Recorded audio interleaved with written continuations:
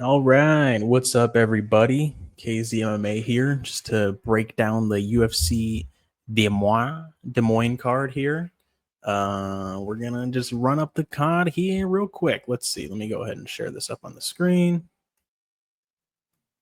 Mm, Of course, there we go. All right. All right. So we got Juliana Miller versus Ivana Petrovic. I'm not gonna lie to you guys, I couldn't be bothered to watch tape for this fight. If you could, you're a more hardcore fan than me, so you can go ahead and take that to the bank. But yeah, Juliana Miller, Ivana Petrovic. I'm just going to go with Ivana Petrovic. She's a big favorite. Vegas should know what they're talking about. Moving on, Dontel Mays versus Thomas Peterson. Dontel Mays is a huge height advantage, reach advantage. He's just the bigger man overall. So Thomas Peterson is going to be in danger in that cage as long as they're on the feet. Thomas Peterson is definitely going to be trying to wrestle this whole fight, trying to get Dontel Mays on his back. When Dontel Mays is on his back, he's like a turtle. He can't get up. So it'll either be Mays by an early KO TKO. I mean, he's live at the beginning of each round, but most likely Thomas Peterson will be able to get him down and grind him out. But Mays KO isn't crazy. I could see it happening definitely. Mays just catches him with some shit. He's huge. He's way bigger. He can just catch him with one good shot and the fight's over. But you know, Dontel Mays 11-8. He hasn't really looked impressive in the UFC ever. And Thomas Peterson, he's a crafty guy. You know, he knows how to get the win. He knows how to keep himself safe for the most part. He looked good against Muhammad Usman. So we're gonna go with Thomas Peterson. Let me see. Let me just double check that he actually did win that Usman fight. Yeah, he won, but he got TKO'd by Shamil Gaziev. Dontel Mays was able to survive to a decision against Shamil Gaziev, but he still just did not look good in that fight. So official pick is going to be Thomas Peterson. Mays KO wouldn't be shocking. All right, Gaston Bolaños versus Kwang Le. I'm liking Kwang Le here. Gaston Bolaños, I feel like, is just a little bit overrated just because I feel like people are like, oh, he looks like Topuria. He must be good. You know, it's like just because this dude kind of looks like Topuria doesn't mean that he fights like Topuria. You know, he's not very well-rounded. He's just lacks in the wrestling, grappling. He kind of, I wouldn't say dominated, but he definitely got out-wrestled by Aaron Phillips in that department. Went to decision with him. He's all right. He's good on the feet. But he's nothing elite. He's nothing out of this world. Kwang Le, he's more well-rounded, I'd say. He had some wrestling success against Chris Gutierrez. So I feel like if Kwang Le is, struggling on the feet, he can definitely have success taking Bolaños down, controlling him for the round, landing ground and pound. But yeah, we'll see what happens. I'm looking forward to it here. Kwang Le, I think, is going to be able to get this done, just being the more well-rounded fighter, slight underdog. And let's keep going. Jillian Robertson, Marina Rodriguez. I'm liking Jillian Robertson big here. Marina Rodriguez struggles with jiu-jitsu girls, with the girls that can take her down and dominate her on the ground. And Jillian Robertson is definitely one of the ones that can do that. She's not she doesn't have the craziest wrestling, but she's very tenacious with the body locks, the clinches, the takedowns. She's definitely going to be trying to get this fight down to the ground at all costs. Marina Rodriguez is trying to keep this fight on the feet at all costs. So we'll see. I say that this is a good live bet fight. You know, if we're seeing that Marina is having success with the takedown defense, maybe you might want to sprinkle her a little bit because she'd be able to piece Jillian Robertson up on the feet as long as it stays on the feet. Jillian Robertson doesn't have good striking. But if Jillian Robertson can consistently get her down, then she's definitely going to be the winner. She's either going to get a submission, ground and pound TKO, or just dominate her to a decision. But yeah, that's how I see it. I see Jillian Robertson getting this done. 9 years younger. I feel like she has a lot more left in the tank, clearly.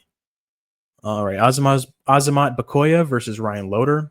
Ryan Loder, really, really good wrestling, like D1 All-American. I'm pretty sure. I don't know the whole wrestling credentials, but he dominated Robert Valentin with wrestling on Tough. TKO'd him round 1. Really good wrestler. On The Ultimate Fighter, they were just highlighting, this dude's wrestling career in California, University of California or whatever. And then Azamat Bakoyev, I don't know too much about this guy. I've just heard what people have said. He's really good, great striking, well-rounded. He's definitely going to be a lot better and more dangerous on the feet than Ryan Loder. If you look at Bakoyev's record, he's got a decent amount of wins by submission, decent amount of wins by KO. So he's not like, just a power punching dude that doesn't have much of a ground game. He has plenty of submissions. He has 8 submissions. So Ryan Loder is in for a hell of a fight. I don't think that he's really going to be able to dominate Bukoyev with the wrestling. I'd be fucking shocked if that actually is, if he's able to get that done. But I'd say Bukoyev is just going to win by being the more well-rounded guy. He should be able to keep it up on the feet and hurt Ryan Loder with the strikes. Potentially even get a submission, like club and sub type submission. If he hurts Ryan on the feet, Ryan shoots a takedown all discombobulated, and then Bukoyev can snatch up a neck. So we'll see what happens there. Official pick is going to be Azamat Bukoyev. I just don't feel like Ryan Loder has the tools to get it done. I don't feel like the wrestling is going to be enough. So Miesha Tate, Yana Santos, battle of the moms. I didn't watch tape on this fight because I couldn't be bothered. I'm just going to pick Miesha Tate. This isn't betting advice. Bet on whoever you want on this one because I don't get paid enough to research these ladies' fights. All right, I'm sorry. Mason Jones, Jeremy Stevens. So Jeremy Stevens has been in the BKFC. He's been boxing. Definitely not been grappling. Definitely not been wrestling. He's just been focusing on the hands. So Jeremy Stevens by KO is like plus 900. So if you want to put a little bit on that, put a little $5-10 on that that wouldn't hurt to lose, just in case he lands some shit on Mason Jones, gets him out of there, you make some money. But Mason Jones most likely is gonna out grapple Jeremy Stevens, ground and pound TKO, submission, both highly likely, or just decision. But if Mason Jones is really able to keep him on the ground for a significant amount of time, he should probably be able to work into getting a submission, like an arm triangle, anything really. I mean, Jeremy Stevens is definitely going to be rusty with the grappling. He probably just got back into the grappling like a couple of months ago, knowing that he's going to come back to the UFC. But that whole time, Jeremy Stevens was focusing on the boxing. Mason Jones has been grappling, wrestling, doing MMA this whole time. So he's definitely going to have the advantage there. If Mason Jones thinks that he's going to keep this fight on the feet the whole time and have success there, I mean, potentially. I mean, Jeremy Stevens is 38 years old. Mason Jones 30. He definitely has the youth advantage. But it's just you're in danger. You're in danger standing on the feet with Jeremy Stevens, regardless of how old he is. I mean, if he lands, if he connects, he's the fucking hardest hitting 145er, bro. When he hits people, when he knocks people out, they don't fucking move. All right. So Mason Jones better be careful. But yeah, the pick is going to be Mason Jones, ground and pound, submission. He should be able to dominate Stevens with the grappling. I don't like his chances on the feet. I don't really know too much about Mason Jones' striking game. From what I've seen when he was in the UFC, he's just kind of a brawler for the most part. Not the cleanest on the feet. So if he wants to take the path of least resistance, I'm going to say definitely wrestle Jeremy Stevens. All right, let's see. Let me go ahead and double check my settings to make sure that my mic is actually on this time, because I'm re-recording this video and predictions and breakdowns and everything, because the first time I did this, I didn't have my mic plugged in. So I was just talking for 20 minutes and it wasn't recorded. So that's not happening now. Let's keep moving up the card. Cameron Smotherman versus Sergey City. I mean, City is a dog for sure. He was in a war in his Contender Series fight. And he lost to Ramon Tavares. That's crazy. So he KO'd Ramon Tavares in round 1 in Contender Series back in 2023. And then he lost a split decision to Ramon Tavares in 2024 by decision. That's great. I didn't even realize that these two dudes rematched.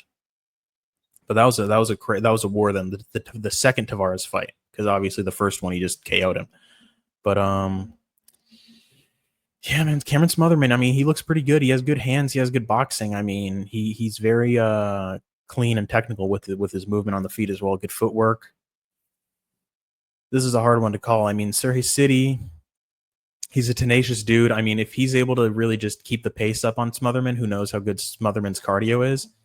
He went 3 rounds with Jake Hadley, but Jake Hadley was preparing for like a wrestler, if I'm not mistaken, and he ended up getting a striker. So Jake Hadley kind of got screwed over there in that situation, in those circumstances.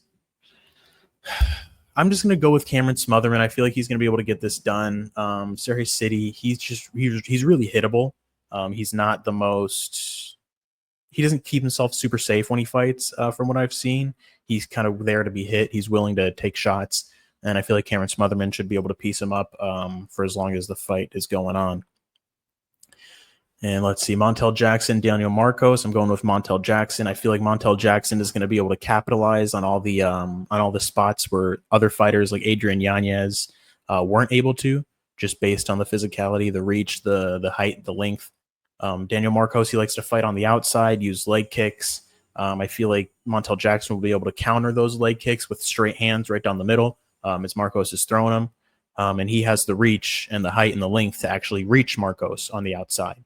Unlike the other people that Marcos has fought, they're all like 5'7", 5'4", 5'6". Davey Grant being 5'8", which I don't think he's actually 5'8", but that's what it said. So, and Daniel Marcos was having close fights against all these guys. He's undefeated, but he's not going out there and just smoking everybody he fights. So I feel like Montel Jackson, like I said, is going to be able to capitalize where Adrian Yanez could not, just based on the length that he has. So he should be able to catch Daniel Marcos. Daniel Marcos will most likely come out here and try to wrestle him. I don't think he's going to think that he is going to have too much success on the feet just because of the size disadvantage he's going to be at. So he's going to come out with a wrestle-heavy game plan. Montel Jackson, I feel like he should be able to defend the takedowns and, you know, just put damage on Daniel Marcos and win the fight, outpoint him. Maybe a KO. Daniel Marcos is tough, undefeated. He might survive to a decision, so I'd say Montel Jackson KO decision is a good call here. And then we got Santiago Ponzinibbio, Daniel Rodriguez. I'm going to say Ponzinibbio just because he has better movement. He's faster. Daniel Rodriguez by KO is not the craziest outcome just because Santiago Ponzinibbio is a bit chinny. D-Rod hits hard, but I feel like Santiago should be able to stay active enough, stay mobile enough to outpoint D-Rod to a decision. I feel like if there's going to be a finish in this fight, it's going to be D-Rod getting the KO. I don't think Santiago Ponzinibbio is going to KO D-Rod. It's possible. It's just I feel like Santiago is going to be he's going to be on his bike more. He's not really going to try to sit down and exchange and in the pocket with D-Rod and just sling shots back and forth, because if it's a gunfight like that, I feel like D-Rod's definitely going to win it. But Santiago is probably going to, keep himself safe. He might try to wrestle. If not, he's just going to stay on the outside and really just piece D-Rod up for the most part. Have D-Rod chasing him. Ponzinibbio is just going to be able to manage the range. He's a more technical kickboxer, so I like Ponzinibbio to get this done.